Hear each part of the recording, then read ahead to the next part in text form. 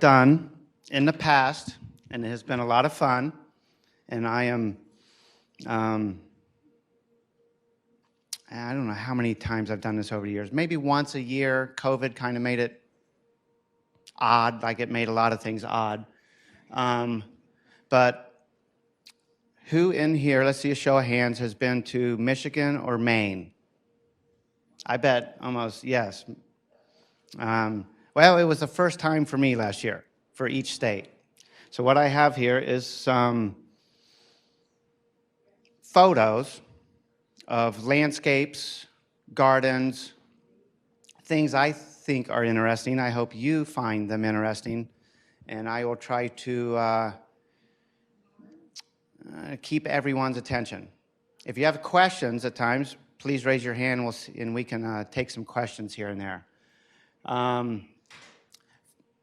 And we'll get started. Can everyone see the screen okay?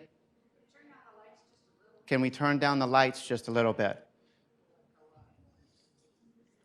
Looks like our weather's going to miss us this evening. I am scheduled to tour University of Cincinnati with my oldest son tomorrow morning. So I've been stressing all week. Are we doing it? Are we not doing it? Are we going to make it? I really want to make it, so I'm glad that it looks like they're saying only a dusting for us.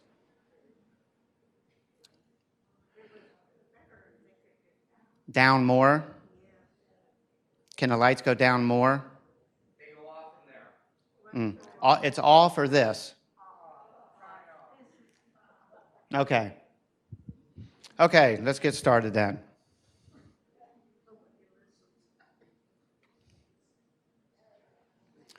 Rennie Lake in Michigan. This is, who's been to Traverse City? Good, good, good. This was a little lake that we stayed on, my first trip to Michigan with my family.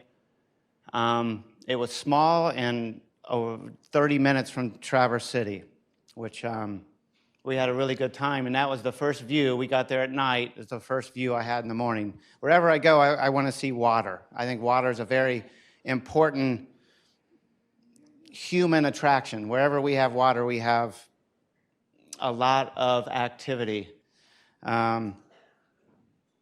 Here's the lake as the morning went on.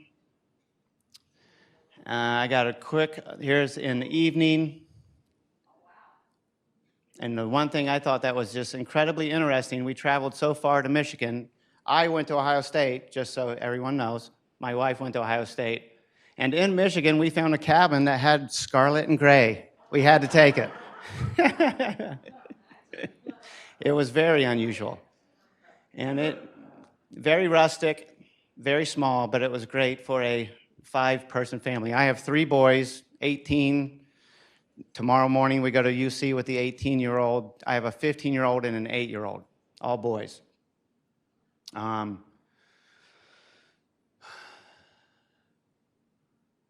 We did not want to go anyplace hot in the summertime.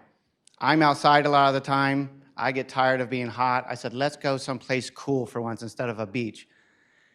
Well, it was very hot up there when we went. Very hot, and it was very hot here.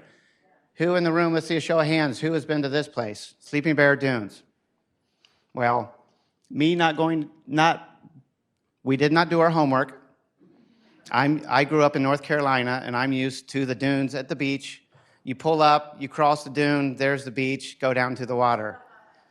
We made the mistake of not preparing, hiking up that huge hill at the front of it, getting to the top and saying, oh my gosh, where's our water? I said, family, how much money do we have on us to buy other people's water? But looking at things like this, for me and what I see how we duplicate the natural landscapes. And although this is not really natural from colonization and use, and it's been, a lot of the trees have been cut down, and it's changed like any landscape has, but it still mimics, or is still, I see a lot of the things that we try to do, man-made, manipulated things to make things look natural. The hills, to me, it kind of looks Many golf courses look like this, and many other, even in Dublin. We grade and make mounds, and we move piles around to arrive at a desirable completion or something that looks nice.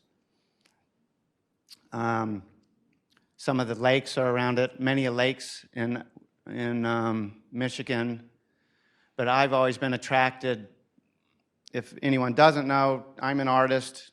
I'm always taking pictures with the idea in mind. I want to take a picture that I can paint. And realistically, we take 50 pictures and end up with 1 or 2 that are worth painting. And if any of us do photography, we know it's very difficult to achieve. It depends on the light, depends on the day, the time of day and stuff. But I thought it was pretty amazing up there. And I love the water. It's the first time I've seen Lake Michigan. It was so clear. I love the blue with the green. Here's a new Coppertone Model. It's my youngest son. We have to put SPF 200 on him because he is so fair. I have red hair in my family, and my 2 youngest children. Well, I have a brown, a red, and he was really blonde, but he's becoming more brown. But I thought that was funny. Leland, anyone been to Leland, Michigan? Yeah, like little fishing town. We had a lot of little towns. Populous deltoides, cottonwoods. Are we familiar with cottonwoods? Certain time of the season, we have the cotton in the air covering everything. Planted in 1901. There's my lovely wife standing next to it to get proportions. It is. I was amazed to see it, and it looks as if they built a town around it, which could have contributed to its demise. 1901, and it's 20-foot circumference, 76-inch diameter. I've done a lot of hiking in areas, and we have a lot of cottonwoods around here. I live in Worthington. West of Worthington is a middle school where a lot of soccer fields are where my kids play soccer. And there are some giant cottonwoods still in an urban environment. They grow fairly fast, and they are and down along the rivers. It's pretty interesting how large a tree can get in our urban environment. One of the places we visited up there was the Traverse City Historical Barn Garden. Does anyone know this? This is new. It is a new botanical gardens, 25 acres, which is roughly our size property here. And they are really just starting. So it was interesting to see the beginnings of something.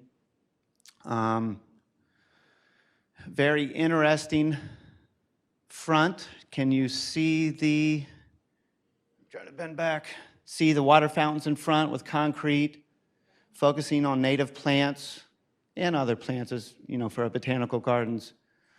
And I love the fencing on the side of the metal building to allow things to grow up it.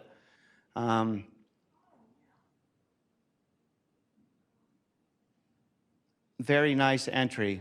Bee balm, Joe Pye weed, butterfly weed, black-eyed Susans. And you can see at the top, that's part of the old foundation of some of the other buildings around there. On the property, they used to have the barn. The wood portion of the barn no longer exists. It is just the foundation, and within the foundation, they created gardens. Geranium, spiny bear's breeches. Hold on, I'm going to try to work my pointer here. Am I able to? Spiny Bear's breeches is up. Okay, I'll just point. We have some Spiny Bear breeches on the property, very sharp flower. I mean, it feels like it will cut you, and it is right up here in this area here. It's up at the villas on the north side of the one garage. Gravel, see the foundation in the background? You can see where they have newer metal beams going across where the old wood structure used to be, but they still have the old rock and mortar foundation in much of it, and added some other things to increase the structural stability, but also frame the garden.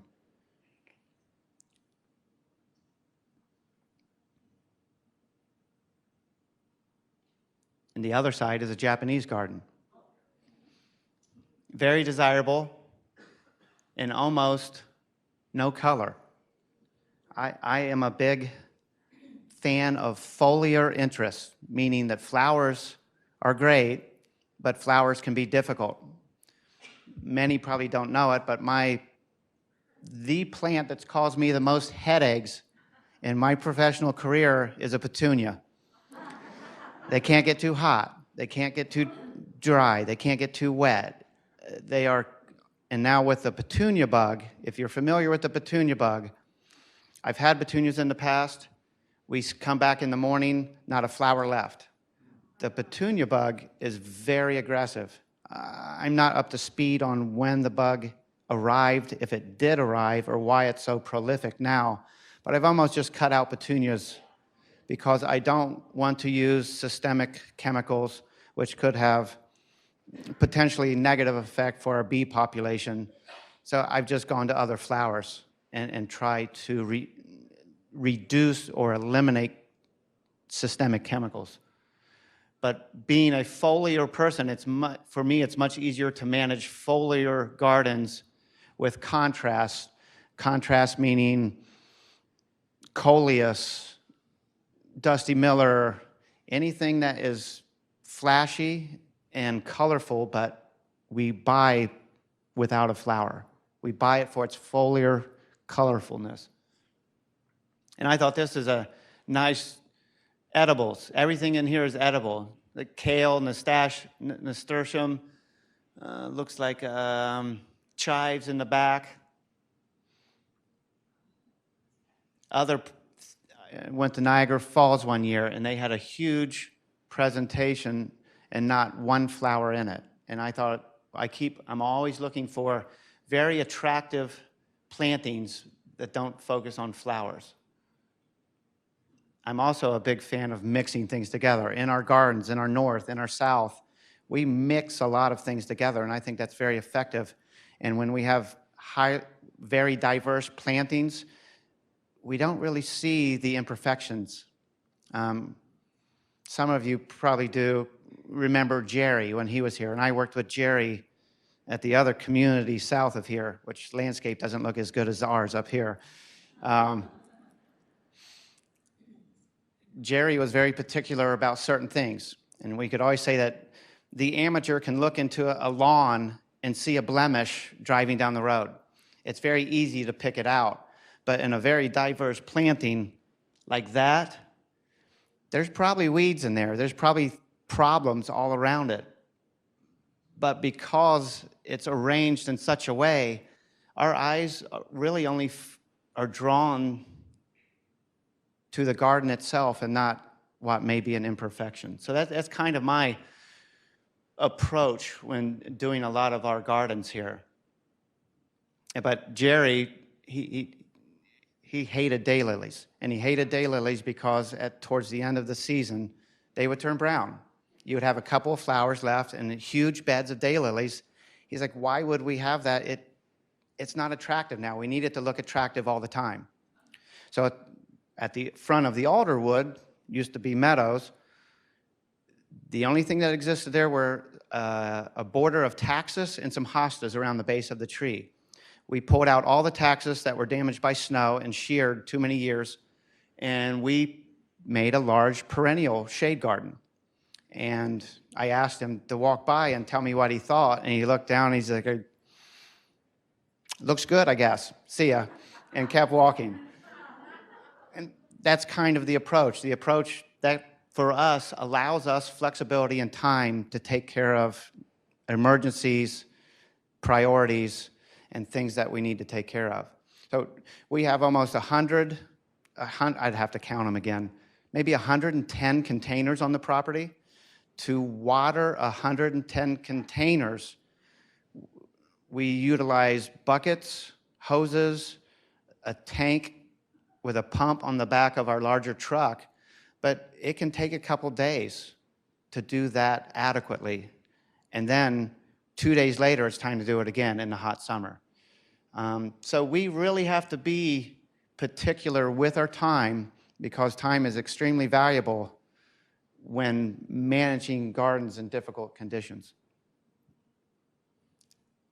Here is kind of a foliar example. My pictures are not extremely clear, but this appears to be coleus up front. Looks like a cabbage, the purple kale, and various things mixed up in a ornamental and edible garden. Culver's root. Anybody know this one? I'm always looking for plants that duplicate this tall, airy, wispy effect. That's one I would like to incorporate more. But I also focus on plants that are clump plants.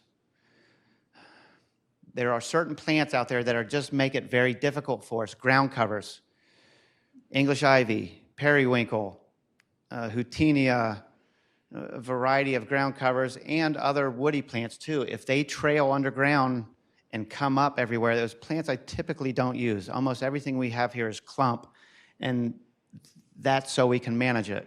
One of the exceptions is Russian sage. If you walk along our path in the summertime, Russian sage is abundant, but it's hard to pass up something that flowers blue and flowers from May to November. I mean, it's and our insects that are attracted to it. It's an amazing plant. The historic barn is on the right of on the top of the property, and something that I've always been interested in is managed grass. Doesn't mean chemicals. Maybe it's mowed more frequently being managed, and then less managed areas. A lot of golf courses are doing this and have been for a very long time. I think there's more ecological awareness of how much we manage. Highways. I'm always looking at highways as I'm driving and looking like, man, look at all this grass that we used to mow very short and mow frequently.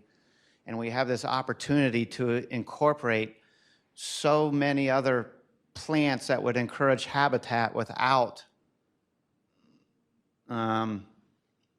being a safety concern or something that we would have to do a cost in the future. But I have lots of photos of less managed lawn and more managed lawn. We all know what this is. Bee balm, Monarda. This is one plant everyone loves, and I'm going to be honest. It's the mint family, so anything with a square stem is mint family. It is one that will take over, and once it incorporates itself into other clump-forming plants, there isn't any way to remove it. You can mechanically decrease it or diminish it, but again, it's one of those plants that is just an awesome, awesome flower that we have in places. Butterflies are big bees are still, but butterflies, the monarch, obviously big in discussions these days.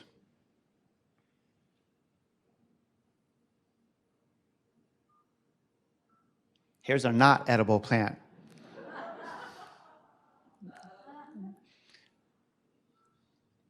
We have lots of hydrangea here, lots of different hydrangea. Now we're on our way with these obnoxious tourists that the poor guy behind us in the blue shirt had to sit next to.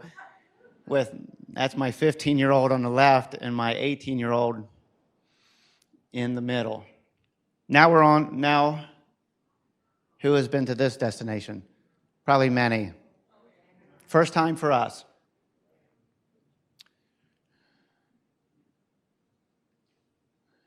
Lots of paintings of seaside historical paintings.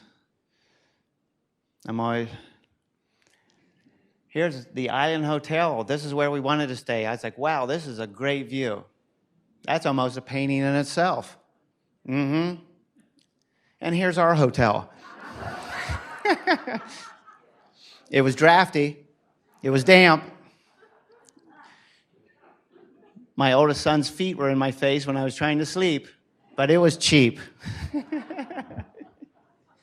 That's one of the historic places on the island.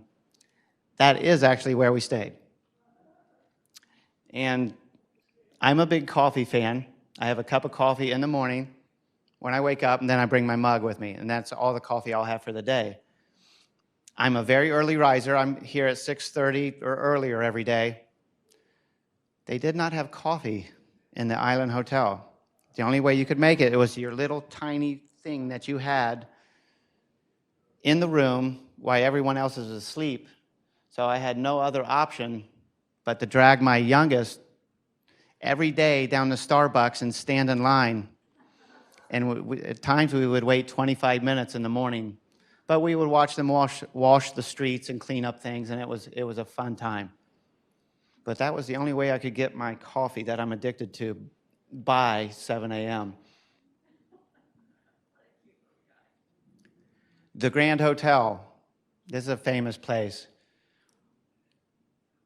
I love things like this. Pick out the weeds in this bed. I have to stand right on the edge and stare and look for things. I find the imperfections, but they're really not imperfections. My approach is kind of like this.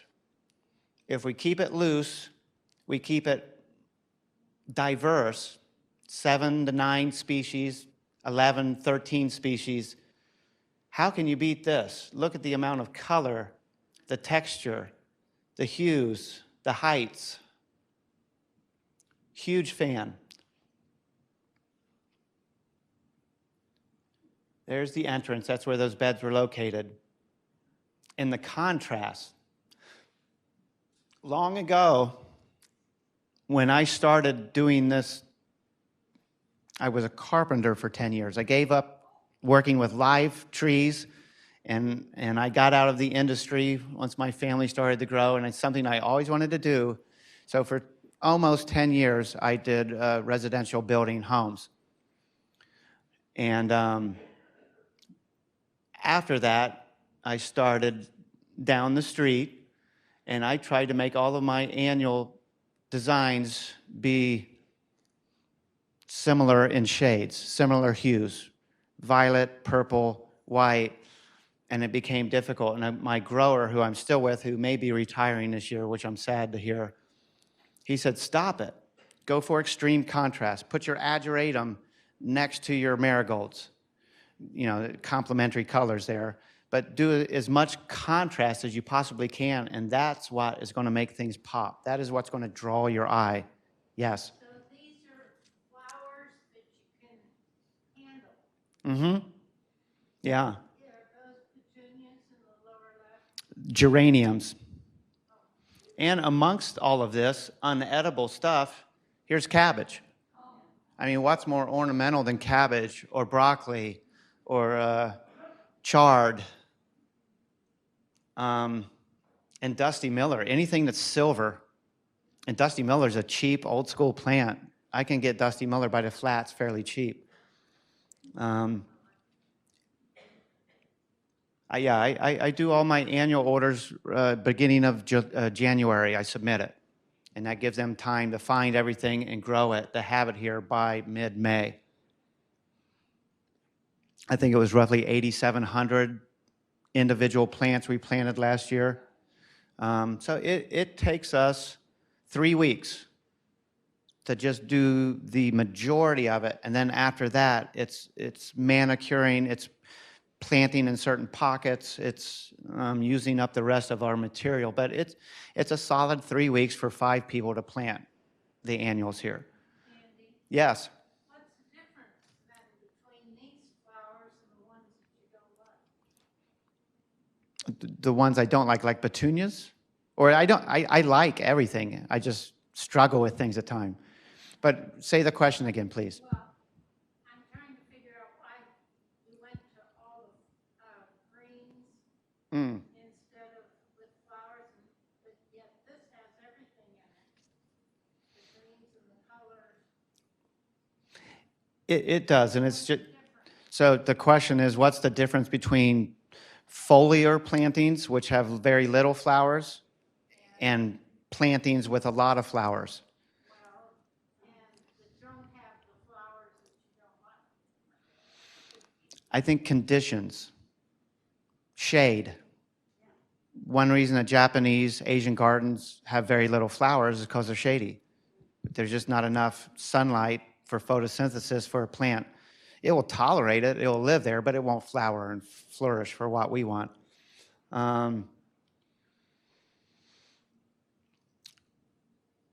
I don't know if I have the answer. I think it's an artistic thing, it's a creative thing, and sometimes, and much of the time for here,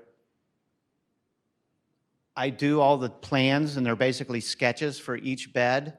And there's many of the times once the annuals are here and we're in the heat of battle running things around, why isn't this working? I just take the sheet and I throw it behind me and I say, we're going to do it this way. And a lot of this, it's almost 30% of it is improvised once it's here, but you got to have a game plan to start with. And I have to have a game plan to actually get quantities to actually order the plants.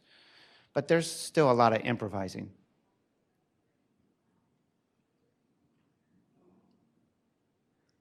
It's just a gorgeous color.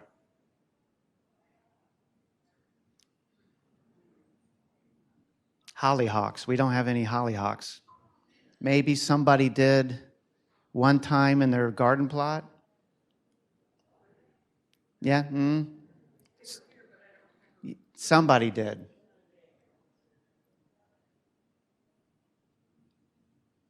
Notice at the bottom along the brick walkway, that chartreuse, that's a sedum angelina. It is along this building that attaches to this Ash Run building. There's a wall there. There's no irrigation.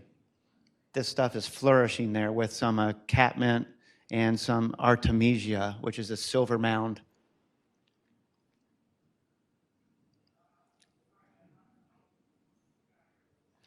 So it's an island. It's hard to keep 3 boys busy on a small island. They said, oh, you can do the bike tour, it'll take you a day. They were done in an hour and 30 minutes and said, what's next? We putted a lot while we were there. We spent a lot of money doing this, but it kept them busy. Fort at the top of the hill.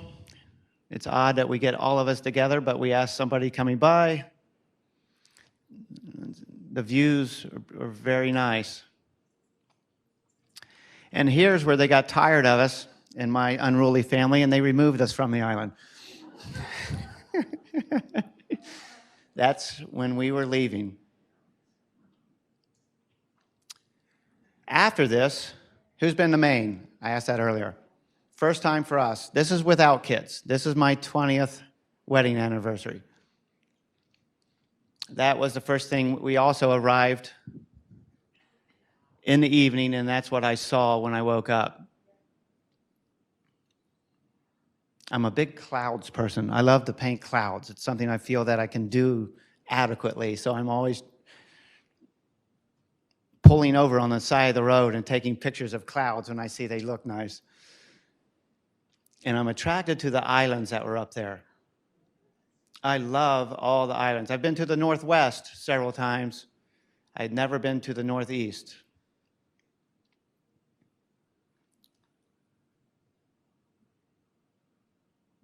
Can you see the clouds in the distance?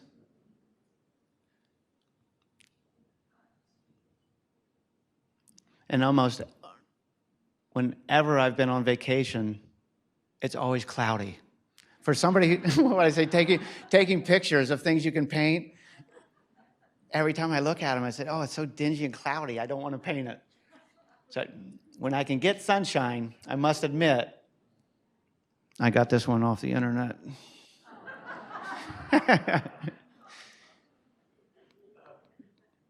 But I love it. I grew up in North Carolina, was in western North Carolina all the time. I love the mountains.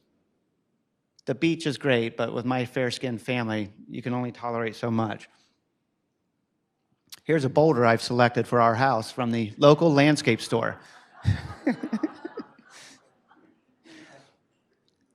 That was the hike. That was the Bubbles Trail. So we did a lot of hiking, the two of us. Lots of stone up there. There's stone everywhere. When I was in my beginning years of landscaping, it was almost everything I did was construction. It was either pavers, masonry, building, and then we would leave and other crews would come in and do the plantings and stuff. As time went on, we did everything.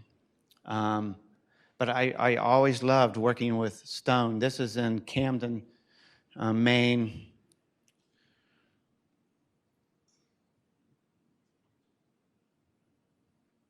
And speaking of stone, a lot of it here. This was very beautiful here, and it was packed. Reservations at national parks anymore. We were thinking about going to Colorado this summer, and people were saying, make sure you get your reservations or you can't get in. We decided in the long run it was too expensive with the other expenses that we have coming with college, getting a car for my middle child, and we're going to go to Captiva, where we've been in Florida. The clouds again, you can see how they're being manipulated by the wind.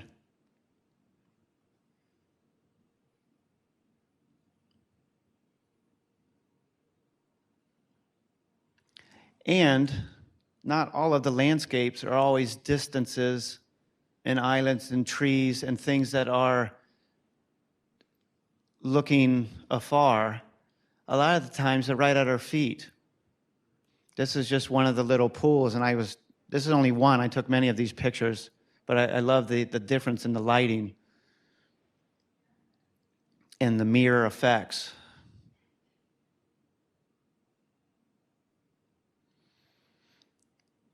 Bar Island, has anybody walked across this at low tide? Mm-hmm. So high tide is covered, low tide, here we are. And it's sunny. Not a cloud in the sky.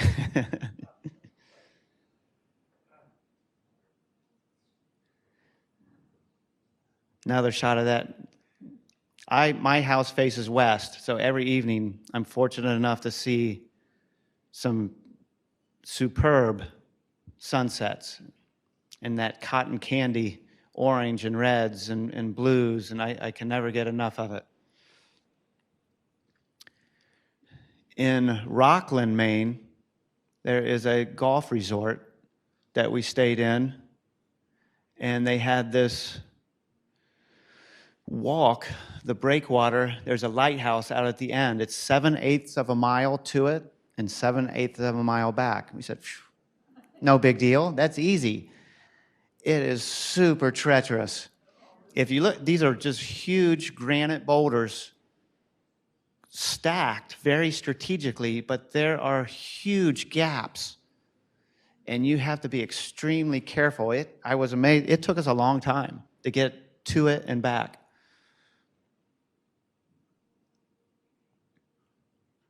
And there's a picture from afar. That's up at our room.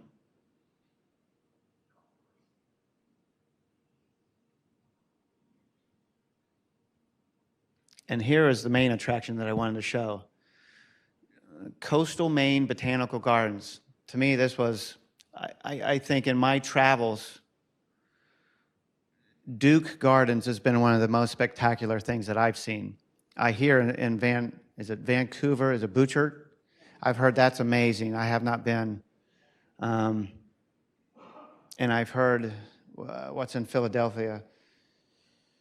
There's something near there. Longwood. I've heard that's spectacular. This, we had no idea what we were getting into. We just actually drove there. And when we got there, we walked in and said, we'd like to two.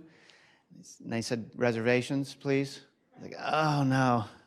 We didn't have reservations, but they let us in.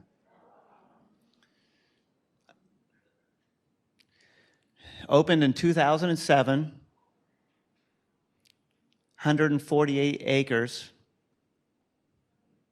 They wanted on a garden on 148 acres of rocky coast. The gardens, let me see, I'm looking for certain parts. Largest botanical garden now in New England, and is now 295 acres. And I thought this interesting at the bottom. The founders of this put up their homes for collateral to get this going. That's dedication.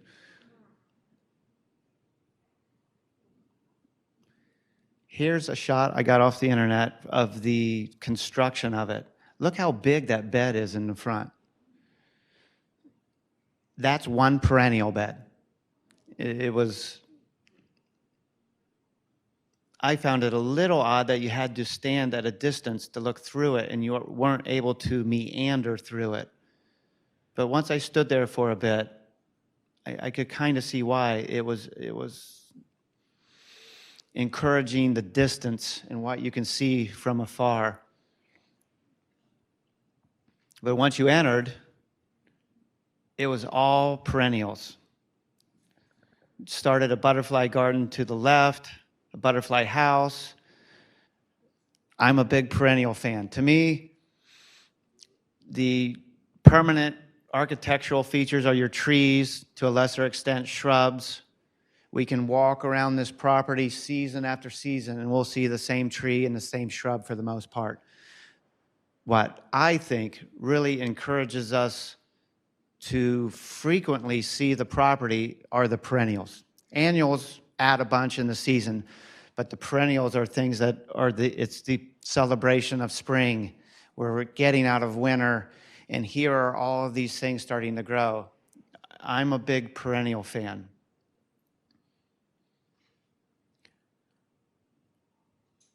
Joe Pye weed, grasses,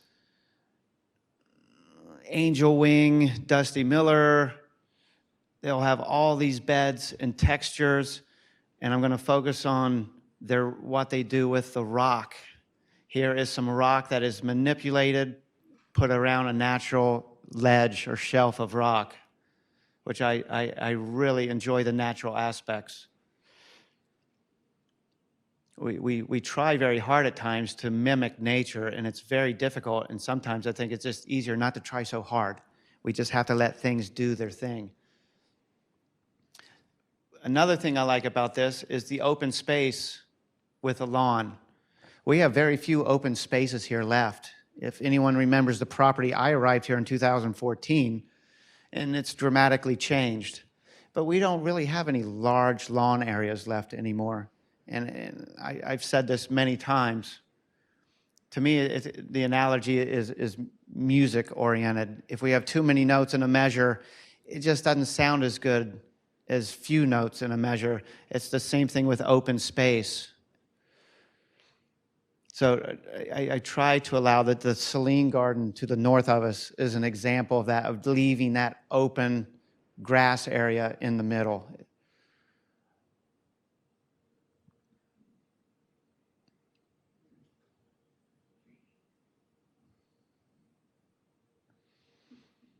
It's hard to see.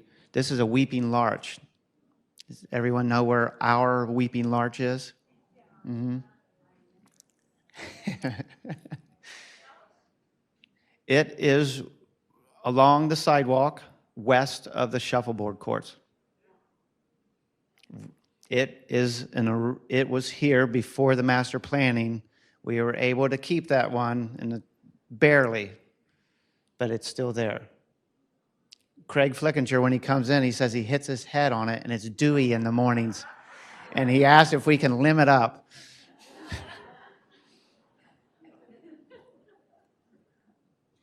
This may be kind of hard to see, but something they had in the garden were these vertical structures. And they are cages full of growing medium and planted, and they're stacked. I thought this was so cool. Here you can see to the right the cages. And they were selling these cages at the entrance on the side. I said, wow, that's pretty cool. You can see the one at the top actually has like a coconut fiber mat in it with a grass growing out of it. Here I'm just showing this is not something that you can just walk by and say, oh, I see it, let's go. Many of these gardens, and when they're very diverse like this with all these species, it really forces you to stop and observe and look into all the nooks and the crannies and find surprises. And to me, as this grows from early spring even into the fall, we get surprises the entire season compared to just a single shrub or tree or a massing of trees and shrubs. Trees and shrubs are very important, though, as well. The question is, what's the white thing up in the upper right? And it is a kinetic wind sculpture. And I was never able to get a decent picture. I tried to incorporate it, and when I put it on the slide, it just was distorted. There's lots. If you YouTube kinetic wind sculptures, you'll see some pretty amazing stuff. There's a guy in the Northwest, San Juan Islands in Washington, that does some massive wind sculptures. I mean, they're very cool, hypnotizing.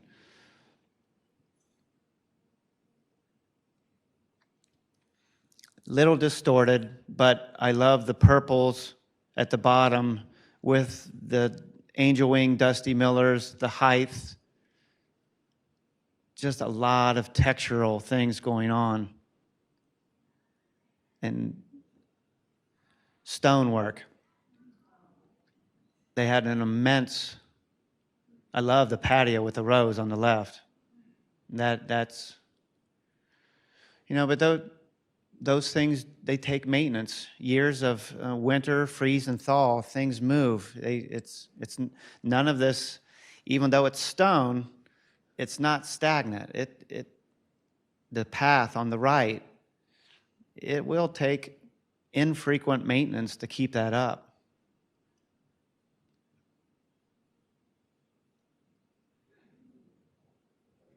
Now that was very cool.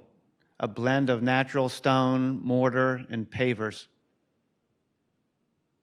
with the natural stone wall in the back.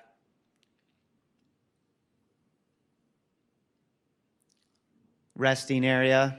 This is actually kind of over in the agricultural kids section.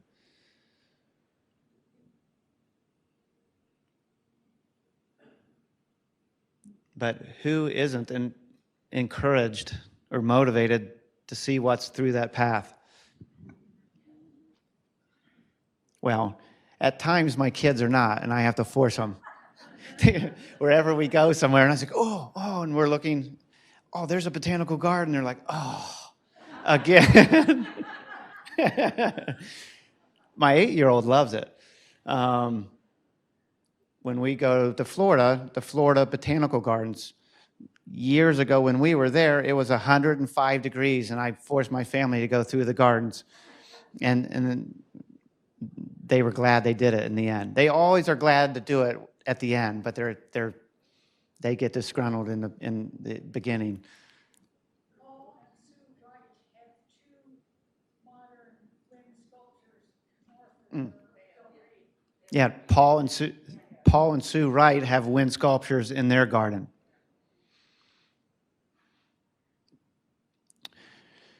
We are in here soon. It's very late, but in the what we're calling the Garfield Garden, which is the other courtyard in the Legacy Courtyard, we will be receiving a sculpture here soon. If we know Gomphrena ping pong is a tall, I've planted Gomphrena ping pong here often for years, a tall sculpture that is a lime green, super bright stem and leaves. A resin poured leaflets make the flower heads, which are roughly this tall. And it was supposed to be done in August. It's actually coming here in March, I hope. But the interior has a globe inside of it. And if anyone has seen the movie Avatar, which was years ago, but it was a sci-fi, another planet, has those phospholuminescent glowing colors in it. The inside of the flowers have a sphere that has that pigment in the resin, so it'll have a light glow at night. And this is something that we've been anticipating for quite a while.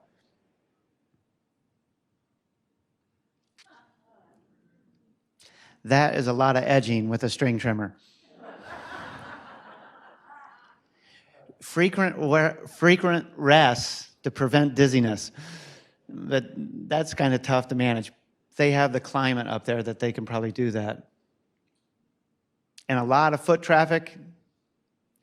Grass, many may not know this, but grass does really not like to be walked on. It hates it. Compaction is a huge killer. And that's going to get a lot of use. But I love the natural boulders in the background.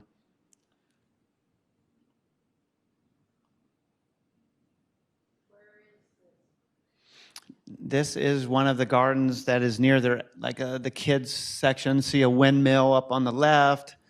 They have chickens in the back. Oh, in Maine, yes. So closer to Portland. Rooftop gardens. If it's still true, I think Germany was the leader in the world for rooftop gardens. They have more green roof space than anywhere else. When I was at the village down the street, we had 25,000 square feet of bed on rooftop gardens. And it was challenging when there was a leak. It was, I think for 2 weeks, we shoveled by hand all of the soil and plants away to fix leaks and shoveled it back. Still leaked. I had to do it again. I think that looks pretty cool. Here's the chickens. They had lots of hydrangea. Love the strawberry Sunday hydrangea. And the washboard. Laundry in the morning, bluegrass music in the evening.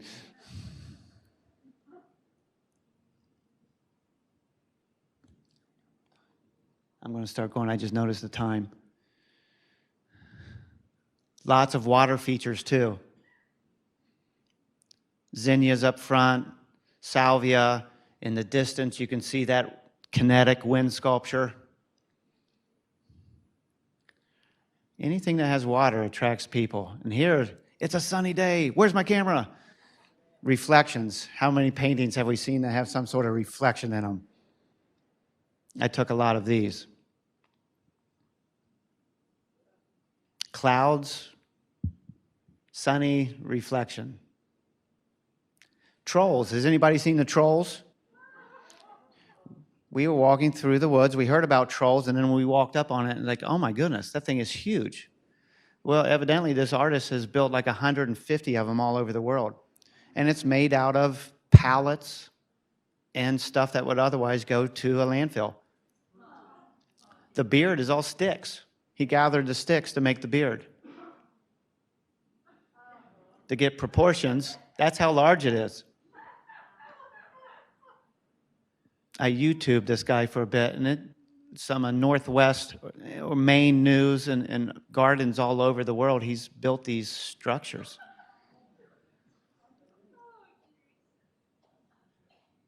And if you look at the arms, they're literally the slats off of a pallet. And the baby.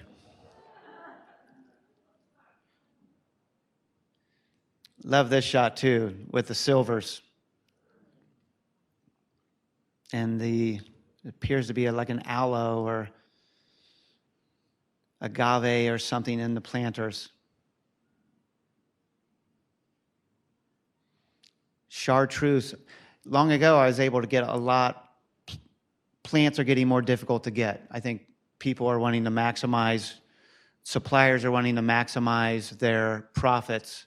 And flats are really not available hardly anymore. Everybody now wants to grow a 3-inch pot, and you buy 8 to 10 pots per tray. It's difficult on the budget. And the diversity of plants that we're able to get anymore is decreasing. But I do my best with what we have. For me, I love the chartreuse against the red. That's Fireworks Panacetum is the red. I think that's a shot that just pops. I get asked this every single year. What is this? That's a Kusa dogwood, Chinese dogwood. They're over there on the west side of the Alderwood. Flower after the leaves come out. Cornus Kusa, our native, or Cornus Florida, our native dogwood, flowers before it leaves out. And knows what we see as a flower is really not the flowers, it's a modified leaf. The flower is just a tiny little thing in the middle of those 4 petals.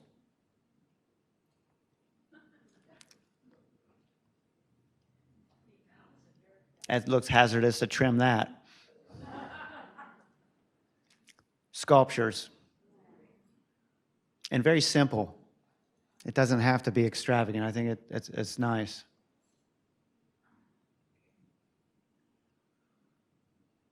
And as far as painting goes, I'm always looking at the micro. There's many things around us that are at our feet, and we tend to walk by. I love the color of the flower. And my 8-year-olds found this one. You can, like the webbing on his shell. I thought it was cool. I thought that is a nice view. Love the clouds. We're traveling. We got to Portland. Cape Elizabeth was somewhere that Rita said I should go. So we did. You know, she's my boss.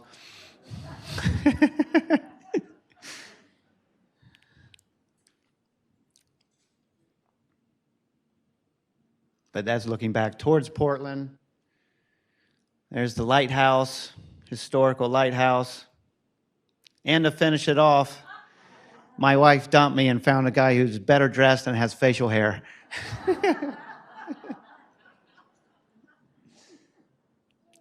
And that's it, everyone. Questions?